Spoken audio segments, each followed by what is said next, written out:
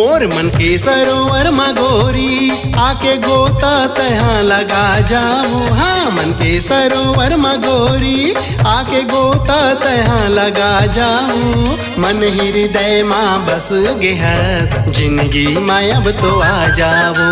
मन हृदय माँ बस गेहस जिंदगी माँ अब तो आ जाओ। मोर मन के सरोवर माँ राजा आके तहाँ संगी समा जा रे। मोर मन के सरोवर माँ राजा आके तहाँ संगी समा जा रे। मन हृदय माँ बस गेहस जिंदगी माँ अब तो आ जा रे।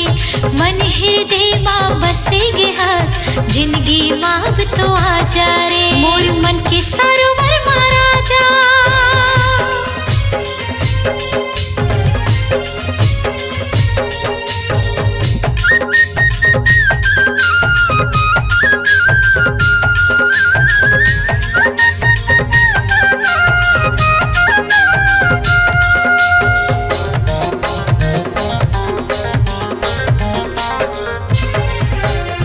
तह गंगा जल वो गोरी मैं निर्मल पानी वो। आजा लिखबो दुनिया माँ मिलके नामा कहानी वो।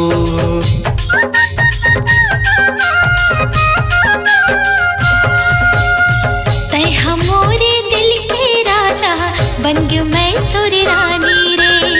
आजा लिखबो दुनिया माँ मिलके नवा कहानी रे। मोर दिल के तय धड़कन माँ रग रग माँ समा जाओ। मोर दिल के तय धड़कन माँ रग रग माँ समा जाओ। मन हृदय माँ बस गेहस जिंदगी माँ अब तो आ जाओ। मन हृदय माँ बस गेहस जिंदगी माँ अब तो आ जाओ। मोर मन के सरोवर माँ राजा।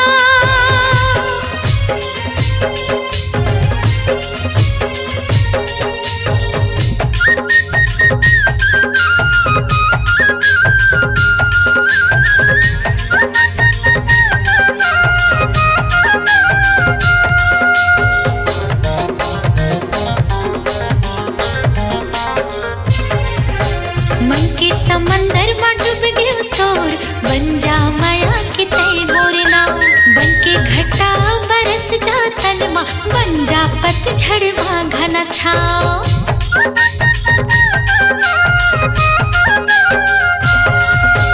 तय मोर हृदय अंतस माँ बसे हा बस रग रग माँ।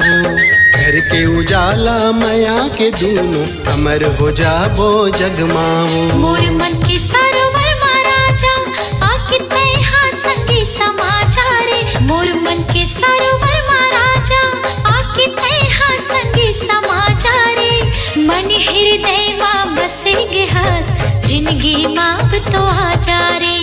मन हृदय माँ बसे गेहस जिंदगी माँ अब तो आ जा रे। मोर मन के सरोवर माँ गोरी आके गोता तहाँ लगा जाओ। हाँ मन के सरोवर माँ गोरी आके गोता तहाँ लगा जाओ। मन हृदय माँ बस गेहस जिंदगी माँ अब तो आ जाओ।